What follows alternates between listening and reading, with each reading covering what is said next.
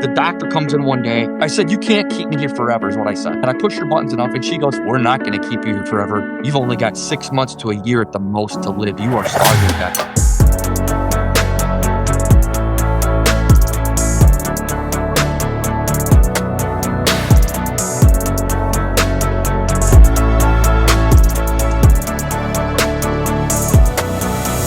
Welcome back to Insights with Marcia. I'm Marcia Upson, and today I have a very special guest joining me, my good friend, Bruce Natta. Bruce's story is one of the most remarkable testimonies of faith, miracles, and God's supernatural power that you'll ever hear. In November of 2006, Bruce was crushed under a 10,000-pound logging truck in an accident that should have killed him instantly. With 5 major arteries severed and his body nearly cut in half, doctors said there was no medical explanation for his survival. But Bruce knows exactly why he's still here. He saw 2 angels sent by God to keep him alive. And what happened next is even more miraculous. After doctors removed most of his small intestine, not enough to sustain life, Bruce experienced a creative miracle when a man he'd met only once before came and prayed over him, and his intestines supernaturally grew back. And today, Bruce travels the world with his wife, Laurie, through Sweet Bread Ministries, sharing his testimony and praying for others. And the miracles haven't stopped. People are getting healed at his meetings. So grab your coffee, settle in, and get ready to have your faith stirred. I'd like to welcome Bruce Natta. So how are you today, Bruce? I'm great, Marcia. How are you doing? I'm good. I'm enjoying being able to wear jackets and build a fire and things like that right now. In Dallas, Texas, it never gets very cold, but I hear where you are, you get cold a lot. What's your weather like? Well, the last couple of weeks we've been below zero. Plenty of the days, regular temperature. We've had some wind chills in the 20s and 30s and even 40s below. Oh So my kind of gosh. a January Wisconsin. So what do you do? Do you just stay inside? Uh, yeah, a lot inside, but I still will take the dogs outside quick, put their coats on, and take them out quick as long as they'd want to. Then when they tell me they're done, we go back. It's a lot shorter in this weather. I bet. My dogs finally figured it out this morning. They kept coming back to the door. I was like, no, go do your thing. So they finally, they're like, okay, that ice isn't going anywhere. I get it. Can't blame them. No. So you had something extremely interesting happen to you on a date I'm sure you'll never forget, November 16th, 2006. Can you tell us about that? Yeah, I was working in a logging facility, logging business. I owned an on-site diesel repair business myself, and I was there. I was actually the 3rd day of the job, Tuesday, Wednesday, Thursday. We got right to the end of the job Thursday night. I was putting my tools away, maybe just like 5 minutes, and I was out the door, gone. The other mechanic who worked at the logging business, I happen to have known since I was young. His name was Leonard, and Leonard comes up to me as I'm putting those tools away. I was called because this truck had a coolant leak. It was leaking antifreeze. So I was called in to fix the engine. That's what I specialized in. So we had to take the engine all apart, and we were now running the engine to make sure it's no longer leaking, just to make sure that it's good, testing our repair. It's in there running 15, 20 minutes. Like I said, I'm just putting those last wrenches away. Leonard comes up, taps me on the shoulder and says, hey, before you go, would you look at one more thing? And I remember looking at the clock on the wall, and I saw that it was like 10 after 6. And at this point, it's already going to be like by the time I get home, it's going to be over a 13-hour day. So I didn't want to stay anymore. I'm thinking it's going to be a 13-hour. I'm at 13-hour and 10 minute by the time I get home if I leave right now. And I was thinking, I don't want to stay later. And he's seeing the wheels turn in my head, and he's like, oh no, he says, I don't want you to have to stay late. So I just want you to look at one more thing. So picture this big rectangular truck garage, implement garage. This Peterbilt logging truck is backed all the way to the back of it. My service truck is backed up to it. It's conventional. It just has a hood. Class 8 truck. biggest semi truck you're going to see. If they got a big front bumper, if you're to look underneath one of these big Class 8 trucks, what you'd see is the lowest thing to the ground is typically a front axle. But what you have is you got your two front wheels that turn when you move your steering wheel, and that axle attaches, and it goes from the left side to the right side. It's a big steel I-beam, and it has that. This truck carried 10 to 12,000 pounds of weight on that front axle, so 5 to 6 tons of weight on that front axle. Leonard, the other mechanic, had jacked up that truck so that we could do the repair and remove the front wheel. He had put a jack underneath there, jacked it up, so when I looked underneath, the passenger side wheel is off, and that axle is being held up by a 20-ton capacity bottle jack on the passenger side. That's what you would normally jack it up with, but to do it the correct way, it should have been jacked up, and then the weight should have been taken off, put on a jack stand or some type of blocking or safety equipment. He didn't do that. I looked underneath there, I saw what it was, and I'm thinking to myself, oh, it's been on there for 3 days. It's been running 15 or 20 minutes. I'm good. So I got on a tool that mechanics use called a creeper. It's just a tool that you slide underneath the vehicle with. And I got on that, and I'm just gonna just say this: it was his creeper, and before I got on it, I looked at it, and it was plastic. It was hollow core. It had little small wheels. It was a total piece of junk. And I'm thinking to myself, I don't want to go underneath there on that because it's just gonna make me start to say bad words probably because it's a junk piece of junk that been thrown away. That was the day it was brand new. I looked in the back of my truck, and here's my expensive snap-on creeper with great big wheels and a steel framework, but I didn't want to take the time to get in the back of my truck, unstrap it, and go underneath. So I got on his plastic core hollow creeper.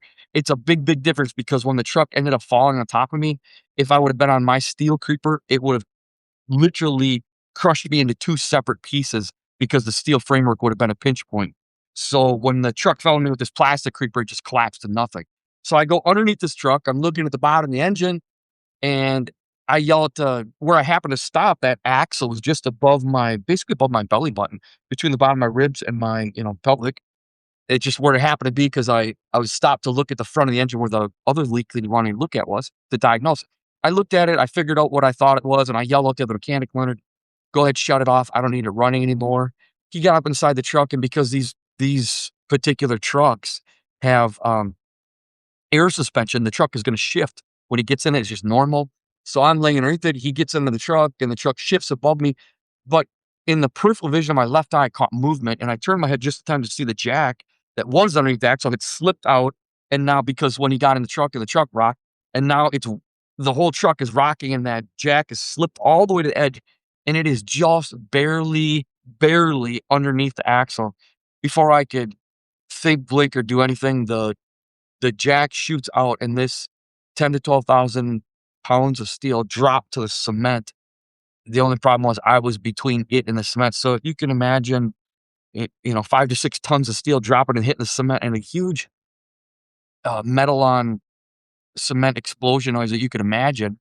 That's exactly what I heard. But also I heard what I would describe as swirling liquid. Turns out swirling liquid was me, because when it fell through the middle of my body, on impact, when it fell on impact, blood shot out of my mouth and, went on the cement and stuff. And before I even looked down to see the carnage, I just called out and I said, Lord, help me. I remember saying it twice, and I'm not sure why, if I was afraid he didn't hear me the first time. But I just want to clarify, when I say Lord, I was talking to Jesus. So I said Lord, but I was referring to Jesus. I said it twice. And then I looked down and I could see that this big chunk of steel that's going from side to side, it's like, really tall, that's falling through the middle of my body. It's literally touching the cement right over my left side, coming up at an angle because the driver's side wheel is still on. The plastic hollow core creeper got collapsed to nothing. And on the left side of my body, there's maybe 1 inch of space between the bottom of the axle and the cement. And on the right side, maybe 2 inches of space between the bottom of the axle cement. So I know that my body is literally approximately 2 inches thick on that side, approximately 1 inch thick on this side. I was thinner than my spine because, according to the radiology reports, L4, L5 vertebrae were spider cracked and D-shaped. So right in the middle, I was actually thinner than my spine. So this massive chunk of steel falls through my body. Like I said, the blood shoots out. I can't even describe, Marsha, how bad it hurt. The pain was just literally off the charts. The truck was running, and he got him in the truck to shut the engine off, but the jack slipped before he could shut the engine off. So he got down out of the truck, and the truck is still running. You can picture the big bumper was just behind my head. It's on the ground. on the passenger side. The passenger side of the truck is on the ground, fuel tank, everything that's all on the ground on that side. But the driver's side wheel is still on, so that side is still up. So he sticks his head, the bumper's behind my head, and he sticks his head underneath, like, looking at me from underneath the bumper, so his head was maybe, like, back here, and I'm looking back underneath the truck, looking out at him, and our eyes locked, and he just sometimes when people see something really bad, they go into shock, and he wanted to shock, and he just completely froze. He didn't do anything, he just froze, and I'm looking back at him, and he's looking at me, he's not moving, and I started saying, shut it off," because the big vibrating engine is right Mhm. above my head, literally right above my head at this point. Ah, It's still running, big diesel engines vibrate, and because it's got my vertebrae, it's got the plastic hollow core, creeper flattened out to nothing, my vertebrae squished a little bit, and it was vibrating on top of my body, and it felt like it was sawing me in half, and I was just begging him, "Shut it off, shut it off, shut it off." He shuts it off. I'm begging him to call 911. Again, he froze for a long time, he didn't move, which was terrifying to me, but finally he shook out of it. He shuts the truck off, he calls 911, he goes through the stuff. He goes and gets the jack, and he knows it's a volunteer fire department in the middle of nowhere. He goes and gets the jack, and he's trying to, um figured out, he's thinking he's gonna jack this truck off, get it off my body because before the volunteer fire department could ever get there. So he can't put the jack back underneath the axle because the axle's on the cement. So he's trying to figure out how he's gonna get it off my body. So he slips underneath the front arch of the leaf spring. So if you're looking at Marsha, if you could picture like a side view of the truck, there's a big curved leaf spring like this, and that axle attaches to it at the bottom, but the axle's on the ground. So he put the jack underneath the arch of the leaf spring on the front side of that spring, and he started jacking up. The problem is it's curved, and you don't wanna jack something up on a curve so the jack will slip. So I'm telling him, looking over my left, I'm saying, "Please don't jack up there, it's not a good spot," whatever, because I was afraid the jack was gonna slip, and as he's telling me it's the only spot he's got. So as he's pumping the handle, it's a manual handle on the jack. As he's pumping it, the jack is going up, but I'm watching it slip up the arch of the leaf spring, and it's just slipping, and I'm saying that to him, "It's not gonna work," and I'm terrified. Again, the pain is off the charts. He's pumping, each little pump is going up a little bit, and finally caught. And now the truck, one pump at a time, is coming up off my body. And when he got this truck off my body, I looked down for the first time, and what I saw I had a work uniform that had the name of my company and a couple big pockets here. But right at the edge of where my work uniform ended, there was a flat spot across the middle of my body, and my working from literally went straight back, followed along like my broken spine, and then came back up my pelvic. So when I looked at my body, it literally looked,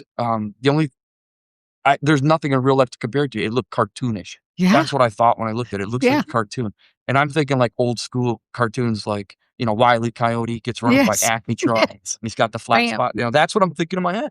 So I'm looking at it, and the next thought was, there's no way anybody can should be able to look at their body crushed in half like this and be alive. It's like there's no way. It looked, that word surreal. It didn't even look real, cartoonish. I'm thinking there's no way I should be able to be alive and look at it. So I was in horrible pain. But when he took the truck off my body, this incredible weakness took over. We found out later from the doctors, they said the reason why the weakness immediately took over, as long as the truck was on my body, it had all those arteries that were severed, pinched off. As soon as he took the truck off my body, Mm. all those arteries that were severed, arteries, veins, all of it was all able to free bleed. So at this point, I'm bleeding out because I have 5 arteries severed. Literally, the main biggest artery in your abdomen, superior mesenteric artery, was torn off of the aorta of my heart. So literally, the Whoa. main one is torn completely off, right at the heart, right at the aorta, according to the doctor report. I mean, plus other places, chopped, completely severed through. So horrible pain.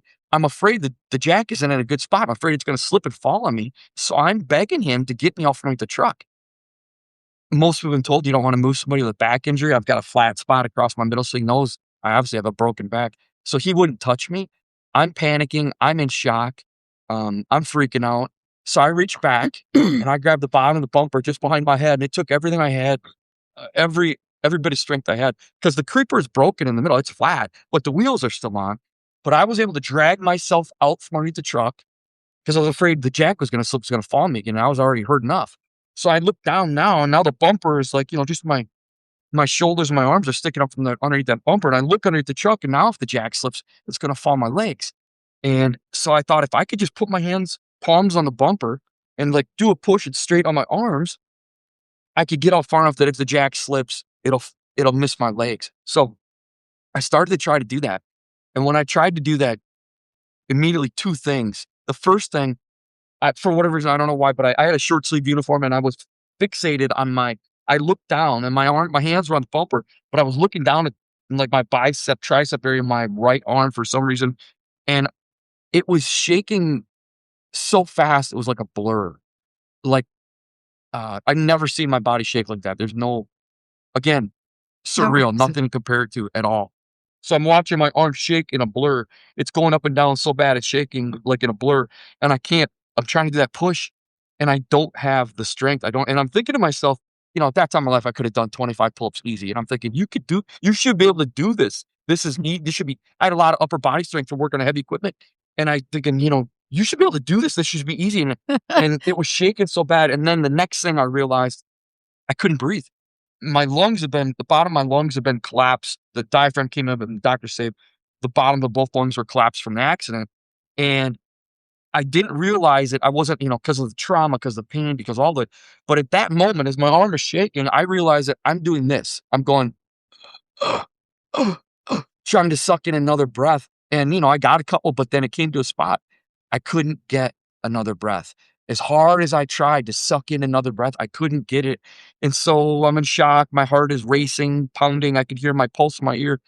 And the craziest thing was I heard my own heart stop and it sounded like shutting off an engine. It's pounding in my ear. Pop, pop, pop, pop, pop, pop, pop, pop, pop, pop, pop, pop, pop, pop. And Wow. literally, Marcia, on the last beat of my heart, like at that exact second, the last beat, up, up, up, up, up, on that last beat, my spirit left my body and went up in the roof of the garage, like, I don't know, 14, 15, 16 feet, whatever inside the roof of the garage was in that implement garage. And I go from feeling the worst I've ever felt to now feeling what the Bible talks about as shalom, shalom, perfect peace. Um, the Bible also says there aren't words for it. I'd like to explain it. I wish I could describe it. I don't have, there aren't words. If you can picture peace times a million, like the Wow. best feeling you've ever had on your absolute best day, that's what I experienced. And so I don't know how else to say it, but I use this corny analogy and I say it was like having a party by myself in the ceiling. I was all by myself in the ceiling, but I was in this perfect peace. And I was so disconnected from the accident scene, I didn't even realize that poor slob underneath the truck was me. I was just up here in the roof of the garage having a party. That's the only way I can describe it. It was like the first time I could ever breathe. It was like the first time I could ever see. I don't even know how to describe it. It was just amazing. So I'm up here having a party by myself in the ceiling. I'm looking down. I'm listening. So the other mechanic, Leonard, he had known me since I was young. No, a family friend. He's on his knees. He felt guilty for not using jack stands. So he's on his knees, crying, running the stairs through my hair, and I'm up here in the ceiling, listening to every word he's saying, and he's saying stuff like this. I should be the one that's dead, not you. I'm such an old fool. I'm sorry. I'm sorry. And I mean, even though he's crying, I'm looking from down above. I could care less.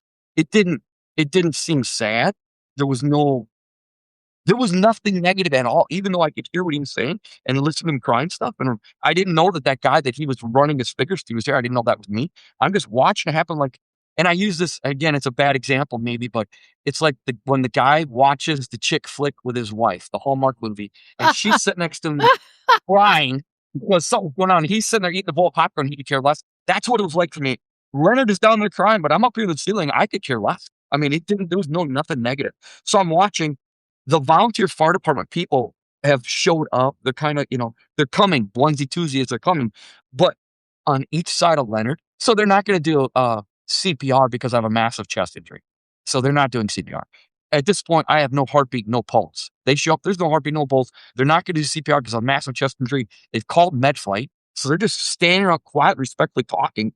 But on each side of Leonard he's on his knees and Leonard's like 6'1", 6'2". They were on their knees on each side of him, but their heads stuck up approximately 2 feet taller based on Leonard. So I'm going to say based on a 6'1", 6'2" Leonard, these angels were about 8 feet tall. They had white shining robes angels are mentioned 290 sometimes in the Bible. Sometimes they have wings, sometimes they don't. These angels did not have wings, just if you could picture very muscular men, approximately 8 feet tall, with white shining robes. They had long hair. There was a belt on their robe, and that's where, as I was looking down, that's where their hair ended, with all the way down to where the belt was on their robe. So picture two really big, muscular men with long hair. And I never got to see their faces because my spirit was up on the ceiling, watched from above. And I'm looking down and I saw the driver's side one reaches over and puts his hands in the middle of a flat spot. And the passenger side one did the same thing. That both angels now have their hands in the middle of that flat spot. So watching from above, I say to myself, oh, look, those angels are down there to help that guy. That's nice. And it was getting me seem like a big deal. I'm just watching it happen. And listening to the conversations, people are respectfully, quietly talking. And then, Marcia, the last two people that came, 8 people were there from the volunteer fire department, but the last 2 people that came, they came in the wrong door. Everybody else came through the main entrance, behind me, where I back my truck up through, where there's a service door, there's a blacktop road that goes, driveway that goes right up to the road right there. That's where I came in all 3 days. That's where everybody else from the volunteer fire department came through that way. But the last 2 people that came, very important. One of them, her name was Shannon, a red-haired lady and a gray-haired guy. And so it was the only woman and was the only gray-haired guy. And they came in the back door of the shop. And they came up the driver's side of the truck. And I'm just going to stop here and say that over a year later, when I got out of the hospital, I went and spoke at that volunteer fire department to tell them thank you. And in front of 30 people, was at that volunteer meeting, that monthly meeting. I picked out 8 of the 10 people that came to the scene of the accident. And when they showed up, I had no heartbeat, no pulse. And out of those 8, the 2 important people, it was easy because it was the only woman and the only gray-haired guy. And I said in front of everybody, you came in the wrong door. That's over a year later. You and you guys came in the back door. I've been thinking about this for a year. Why did you come in the back door? I worked on that location multiple times. I never even went through that door. And it was a simple thing, but it was one thing. It proved that the real Bruce was in the ceiling. Yeah. They talked about it and they couldn't even remember it first. And then they remember because they rolled together and like, oh, we missed the driveway, saw the flashing lights because their pager had gone off, right? With an address. They missed the driveway, saw the flashing lights, and there was a secondary gravel driveway that came out to the back of the shop. So they just came in that back door. It's a little detail, but that proves the real Bruce was in the ceiling. So now that lady, Shannon, she comes up the driver's side of the truck. She gets down between the angels. Leonard gets up and moves over it. So as I'm looking down from above, Leonard goes to the driver's side. The angels are still there. She gets down between the angels and she's feeling for a pulse. And on the left side, it'd be the passenger side of the truck, there was 2 more EMT, volunteer fire department people. And one of them was a big guy in what I call farmer bibs, the light colored bibs with the blue stripes. And he was a big burly guy, had his arms crossed. And he says to her, as I'm watching from above, he goes, it's 2 ladies already passed. She ignores him and she keeps feeling for a pulse. He says it again, it's too late. She ignores him and she's frantically feeling for a pulse. Everybody else has all been there before her. And they say, they know it's done. There's no heartbeat, there's no pulse. And they're just standing around quietly, respectfully talking because they're not going to CPR because of the massive chest injury. So she looks over as I'm watching from above. She says to Leonard, what's his name? Leonard says, Bruce Finetta. And I watched this lady, Shannon, start doing this to this guy that I didn't know was me. Bruce Natta, come back. And so I'm up in the ceiling and having my little party in the ceiling. My spirit starts creeping down slowly. And then when it seemed like I got about halfway, it went really fast. And my spirit, seemed like it came back in through the top of my head, came back in. So now my heart starts miraculously and my eyes pop open. I go from feeling the best I've ever felt to feeling the worst I've ever felt. And the realization hits me right then. And I go, oh, 4-letter word that means fertilizer. I'm the guy underneath the truck. It's me. Oh, And then I remember it was just like watching when kids used to make cartoons out of flip cards. And you'd make the picture and then you make the little bit different picture. And then when you flip the cards, you could see the cartoon character move. yeah. It's strange that balance. That's exactly the way I saw it. And I realized I saw the truck fall on me like flip cards. And I realized I was the guy underneath the truck that I've been watching from above. It's me.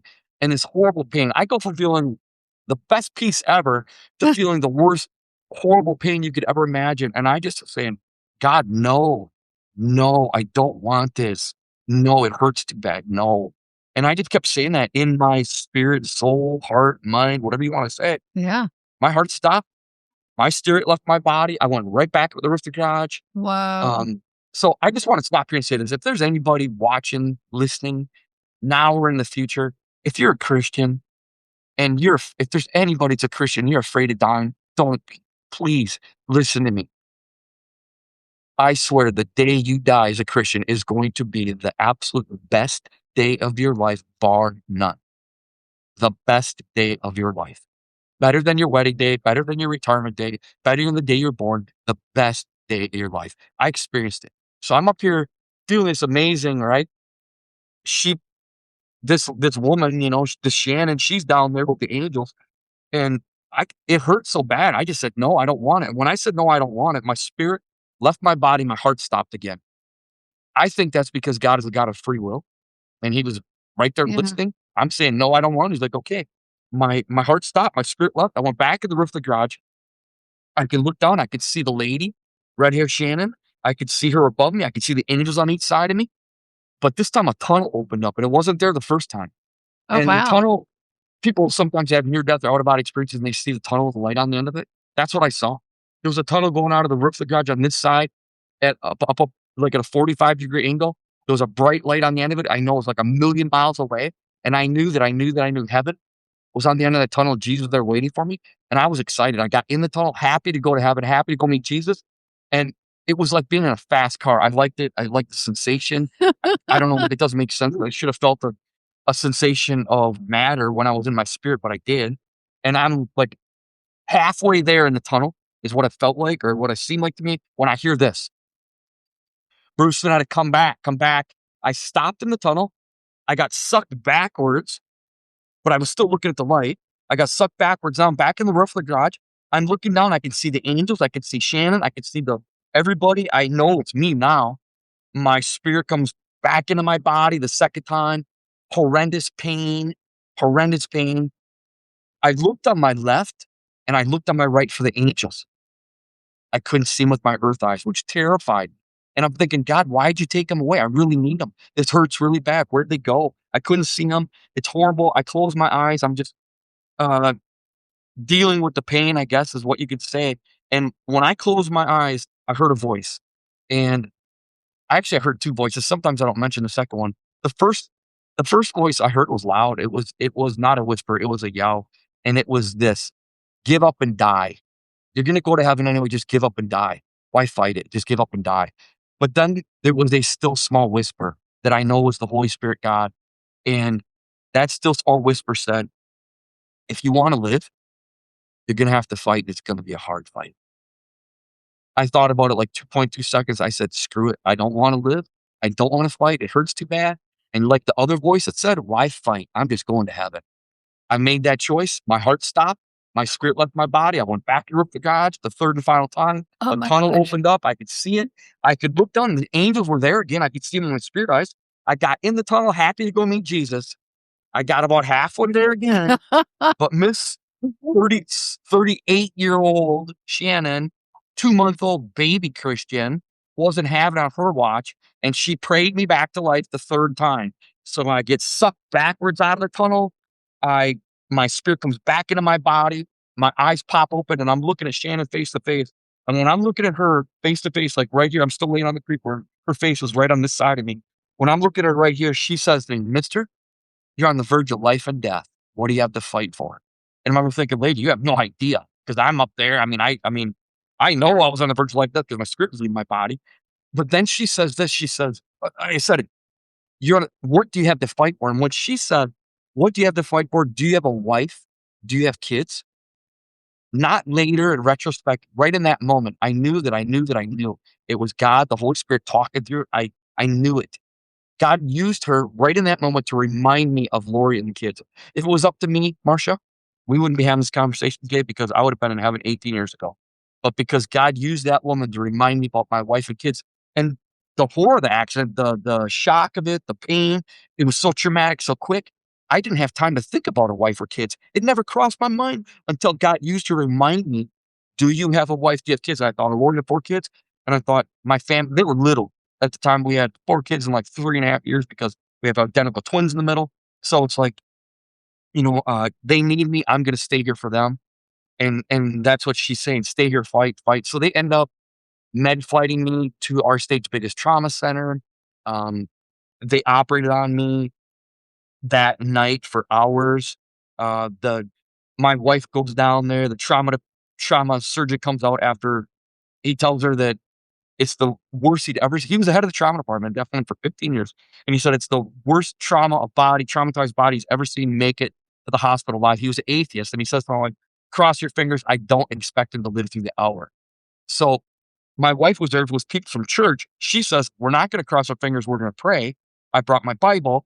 One of the Deacon Jim hears what the doctor said about he didn't expect him to live through the hour, so he decides that they should gather in a circle, the small group of people that went to the hospital, they should gather in a circle every 30 minutes and thank God for every 30 minutes of life. They did it all night long. The doctor came back from home the next morning, shocked to find I'm still alive. Uh, he said I needed a whole bunch more operations, but he didn't think that they would, that they would. He didn't think my body could handle it. And then after about noon, he came back, checked on me again. My wife said, "Just go ahead and operate on him. We're leaving him up to God." So they operated me on and off all week, and just I'm spending that basically the next year in the hospital, multiple surgeries. So it was a that day turned out pretty crazy. God, I can't. Telling the story. Well, number one, I'm a nurse practitioner, so I know, and you already know, you should have been dead in a couple minutes. You just should have bled out. There's no way somebody has all those arteries severed and their body almost cut in two, and they even live that long or are able to open their eyes or tell Leonard, jack it up, any of that stuff. So I Right. think God had other plans for you. You just had to go with them. But I love your story of they get you to the hospital and you're in the MRI and the doctors are kind of going back and forth. You mind telling that story? Yeah. Yeah. So, well, she said, "Keep your eyes open." I decided to just pick something out and focus on it. So I focused on her. I focused on the nurse in the ambulance to the helicopter. I focused on the vent on the back of the helicopter pilot on his helmet. He had a vent. I focused on that. When the helicopter landed on the roof of the hospital, there's a garage door of all things, an overhead truck garage door that opened up, and they wheeled out the the gurney to get me to take me back in underneath this overhead garage door, which puzzled me. And then they put me in a MRI or CAT scan machine, whatever. They took one round of pictures, and then they took me out, and the two doctors. I picked out one of the two doctors. I picked out the doctor named Famito Ito. I'm looking at him, and the two doctors get in a fight. They're arguing. And it really scared me because they're like, getting loud, fighting, arguing. I couldn't understand why they're arguing. The nurses kept saying, "What's your name? What's your birthday? What's your name? I knew what my name was. I knew my birthday, but I couldn't say it. I didn't have the strength." So they're arguing, arguing. Then they turn my body 90 degrees, use these foam things, and they put me back in for another round of CAT scans. And as I'm going in for that second round of CAT scans, it was like a rheostat, like a light rheostat where you make your lights, you turn it to make them lights brighter, darker. It was like somebody just cranked it in full dark. And I realized everything was going dark, but my eyes were still open. Well, right at that exact moment, my very small blood pressure that I had, and it was super ridiculously small. I don't remember exactly, but it was like almost nothing. My almost nothing blood pressure went to zero. Both. They bottomed out. That's what they wrote it, like zeroed out. And when they zero out, everything went black for me. And I was in the process of going to this CAT scan machine. And I blurt out and I say, "If you guys don't do something right now, I'm gonna die." They had just been asking me, "What's your name? What's your birthday?" for an hour or whatever it was. I couldn't say it, but I say, when I zero out to nothing, I go, "If you don't do something right now, I'm gonna die." For one brief second, the whole place stopped and looked at me with shock. They pulled me out of the CAT scan. They rushed me around the corner. I saw a green mask coming down because they're gonna do the emergency surgery. And I remember thinking like a mechanic, I'm thinking, "Finally, you guys fix the problem, fix it, do something about it." But then I ended up in an induced coma, for a long time. But when they took me out of induced coma, I didn't realize I had a breathing tube and I couldn't talk. I didn't know why I couldn't talk. And I'm trying to talk, but I couldn't talk. And so then I motioned for something to write with. And Marsha, all I wanted to do was write Angel. I wanted to tell everybody about these two angels. And Oh, when they wow. did finally take the breathing tube out the first time, they had to re-intubate me because my lungs weren't strong enough to work. This was Yeah. after months or whatever in hospital. So it was terrifying because I couldn't breathe again. So they Yeah. have to re-intubate me and I have to go through it all. But when they did finally able to take me off the breathing machine where I could talk, the first thing I told that nurse, that doctor, and my wife and my brother was there that day. I saw 2 8 feet tall angels that God sent. That's the first thing I said Yeah. to anybody was about the angels. And to think how long you were holding that story, like, I gotta tell him, and you had to Exactly. wait so long. Wow, so I That's do get a fun. kick out of going on YouTube and listening to near-death experiences and all, but that's so cool to hear one firsthand. And, this is gonna sound weird. I think it's comforting the way you explained it, because my first husband, Brad, died in a car accident. There happened to be a pediatrician behind him that brought him back to life, and we're in the ER for hours, and he would come and go. His life, they'd run codes, and I remember thinking, doesn't he wanna be with me? But to hear what you're saying, that you don't even remember you've got family, because it feels so utterly peaceful, so it's like, "Okay, I won't be mad at him for not coming back and staying back." You know Marcia, let me slip in and say this. I think that's the reason why the Bible can say that in heaven there's no sorrow, suffering, tears, and there's so many people that die young, leave a wife, leave kids, leave a husband, leave kids, leave the family that they know needs them. If you went to heaven and that responsibility was still on my shoulders, that I had 4 kids, Oh, little, and I had a wife, and I had all these bills, how could I be happy in heaven knowing that I left them, deserted them like that? yeah. I think it's almost like it's like Men in Black. Yeah, yes. It's gone, and when we're up there, we're not worrying about them, not that we don't love them, not that, nothing like that, nothing taken away from that, but so that we could just totally, completely be immersed in God's love, joy, and peace, and then when those people show up, we're like, "Hey, I'm glad you're here," because then God just, lets it in back into us. That's my hypothesis. Whether it's true or not, I don't know, but Yeah. just from what I've experienced, what a lot of other people told me, they don't even there's, everything is wiped until there's, a moment where they come back. It's just gone. So, Yeah. yeah. So don't be mad at your ex. I won't be mad at him for not coming back. Um, Yeah. Tell everybody a little bit more, like, you had crushed vertebra, how much of your intestine you lost, that kind of thing. What kind of damage was done? Okay, so doctors have told me you have 18 to 20 some feet length of small intestine. It's right underneath your belly button. That's where the truck fell on me. So my spleen, pancreas, small intestine, liver, kidneys, vertebrae, 2 vertebrae, arteries and veins, everything that you can imagine here got crushed and destroyed. God did multiple, multiple miracles. So they had to remove almost all of my small intestines. They Wow. saved 2 pieces because it was all damaged, but they saved the best 2 pieces that were the least damaged. They sewed those 2 pieces together because they knew without small intestine, so again, this goes back to 2006. In 2006, what the medical field said was, if you had less than 100 centimeters of intestine, you're going to die. That's what I was told. That's what the doctors told me and my wife in 2006. They don't use that same number anymore. I guess it's dialed. They're making it a little smaller now. But 100 centimeters was the magic number they told us. So he saved 2 pieces to get us just a little bit over that 100 centimeters, which is, let's say 3 feet-ish, a little bit less than 3 feet, something like that. 18 to 20 some feet before the truck falls on me, he saves 2 pieces to get it to 2.5, 3 feet. Wow. Well, one of those pieces decided it didn't want to live and it died in March. So the accident happens in November. I'm still in the hospital next year, obviously. March, it dies. So they have to remove that piece. Now I'm under the 100 centimeters and I am literally starving to death in the hospital. I can't eat. I'm being fed intravenously. I lose 65 pounds. If you saw me 65 pounds less than I literally looked like somebody out of a concentration camp. You can Mhm. see my skull. You can see every rib, every bone in my body. So I'm type A. I can't hold still. I'm really hyper person. I'm going crazy in the hospital. I am going nuts in the hospital. Literally, I had 8 IVs, 4 in each arm. Gosh. I had a central and a pick line. So 8, 9, 10. I had 10 tubes in me for a long time because there was so much stuff they're trying to do. And that wasn't even enough. They still had to rotate. They still had to rotate 2 of the IVs because there was of the 8 IVs, there was 10 medicines that had to go in 8 IVs. So they had to rotate 2 in there all the time. But anyway, so it was just like this crazy cluster bomb. I'm stuck there. I can't get out. I couldn't sleep in the hospital. It was so bad. And so I really wasn't a good patient because I was just so either way, the doctor comes in one day and it's one of my doctors and I said, "Look, you can't keep me here." 'Cause we're into the next year, right? I said, "You got it." I don't know why I said this. It's so silly, but I go, "This isn't a communist country. You can't make me stay in the hospital. I'm going home." And I pushed her buttons enough. I made her mad. I pushed her buttons enough, and she goes, finally, she goes, "Mr. Natta, um," I said, "You can't keep me here forever," is what I said.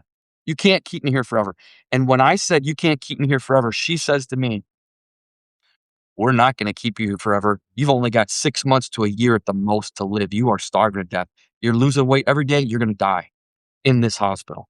So, Mm. 'cause I got her mad enough, she puked out the truth and finally told me what they thought. So then she leaves, and, God ended up sending this guy from across the United States, woke him up 2 mornings in a row, told him, "Buy a plane ticket and fly to Wisconsin to pray for me, and if he would do that, God would do a miracle." And the guy showed up. His name's Bruce Carlson. He showed up at the hospital. He bought a round trip ticket out of his own pocket, showed up at the hospital and prayed for me. And when he did, a creative miracle happened and God gave me back. Doctors say I have approximately, they say approximately, at least half my intestines. So at least makes it, if it's 18 to 22, that makes it 9 to 11 feet. I have at least, they've looked at it and said, at the bare minimum, you got 9 to 11 feet, half of your intestines, maybe just a little bit more. So I had, you know, less than 100 centimeters, a couple feet, whatever it was. And now I've got 9 to 11 feet at least, probably a little bit more of this thing. So God literally did a creative miracle. Otherwise, I would have starved to death and died a long time ago.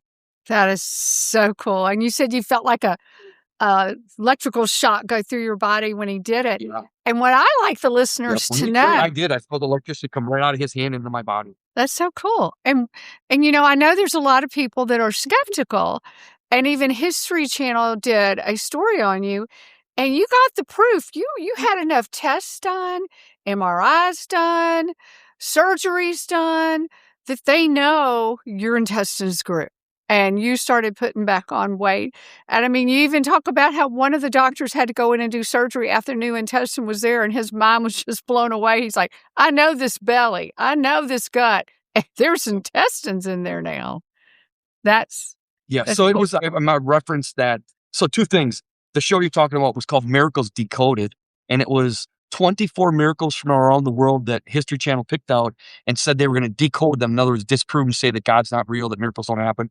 They saved mine for the last story, last episode, and it was the only one that at the end, they couldn't say that they could disprove it. In fact, they give it to the audience at the end, and they said, "We'll let you make this decision." They said I could have seen God because there's no such thing as God, and I could have seen angels because there's no such thing as angels, and they got all those experts all say that. But when they went to the medical stuff, they got to those doctors, and the doctors could there's nothing they could say. They obviously I had 5 places, major arteries completely severed. I should have died in like 2 or 3 minutes, but yet it was over 2.5 hours from the point the truck fell on me until they operated on me because of some mistakes that have been made.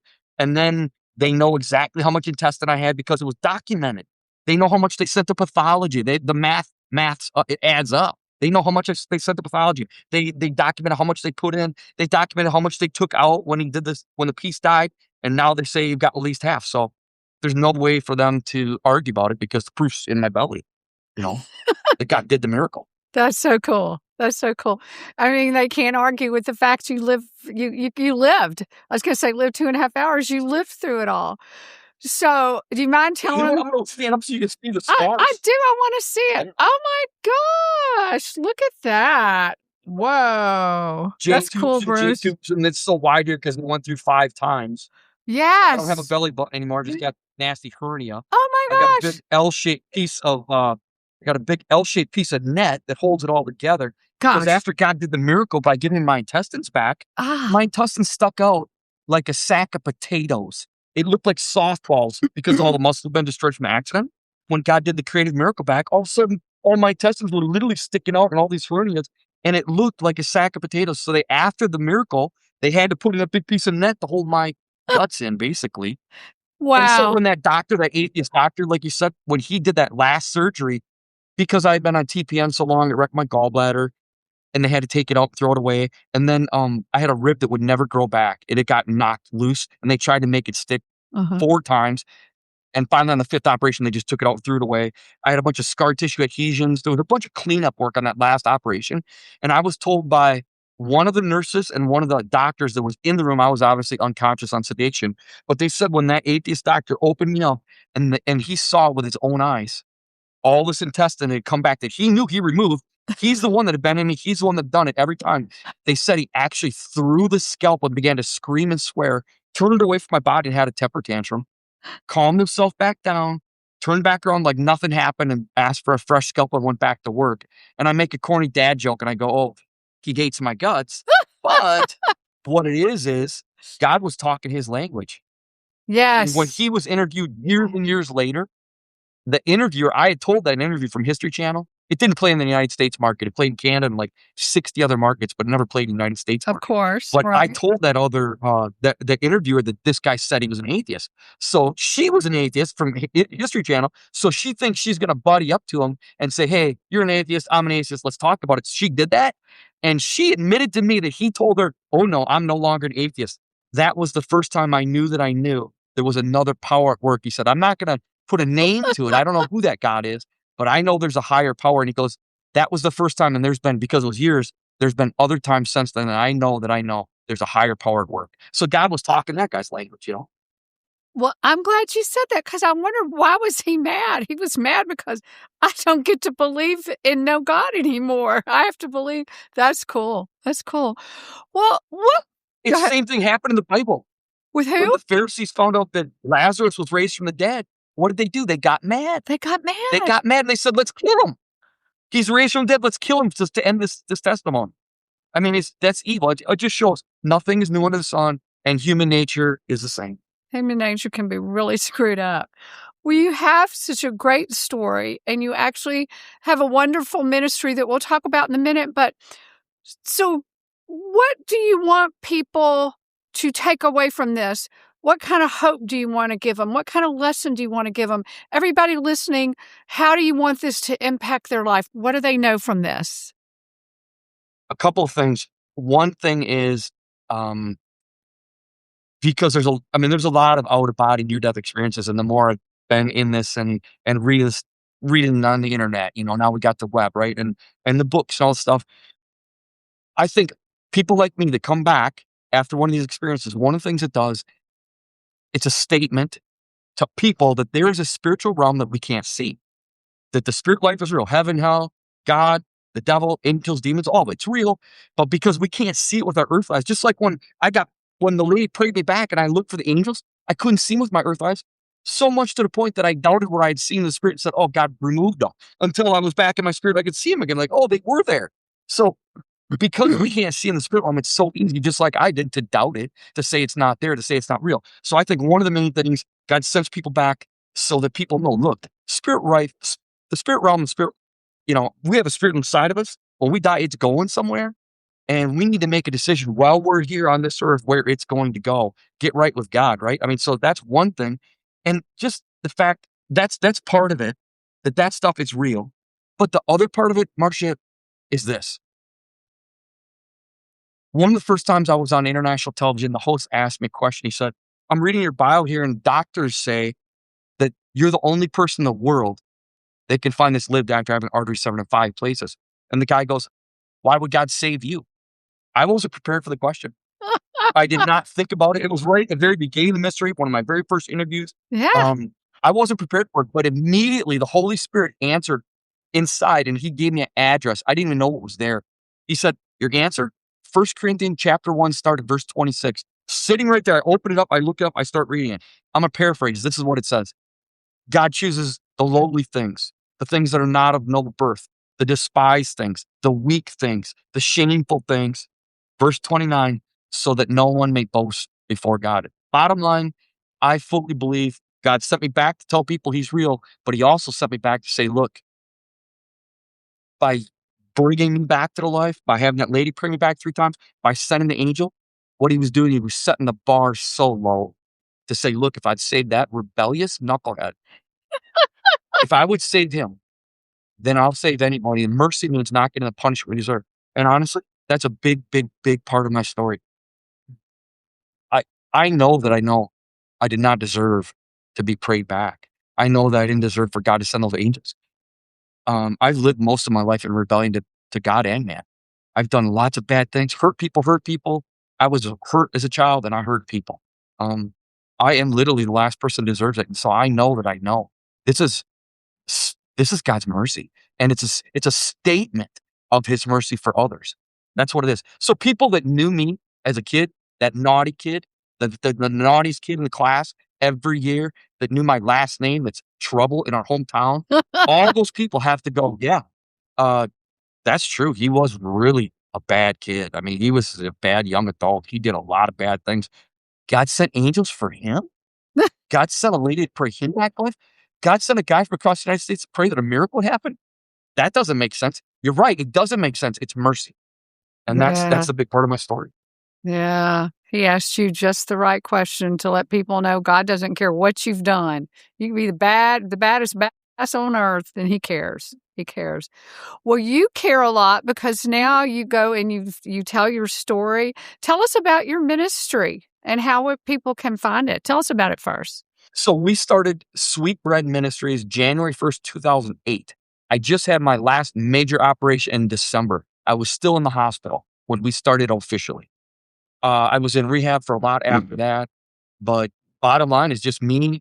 It was my family and my wife and my kids, but now it's just me and my wife. But we just go out and I share this testimony the first time I'm in a place, church, school, gym, jail, whatever. The first time I get to share my testimony, subsequent visits, I share what other things God has done and put on my heart and stuff. But yeah, we just go around and we share this.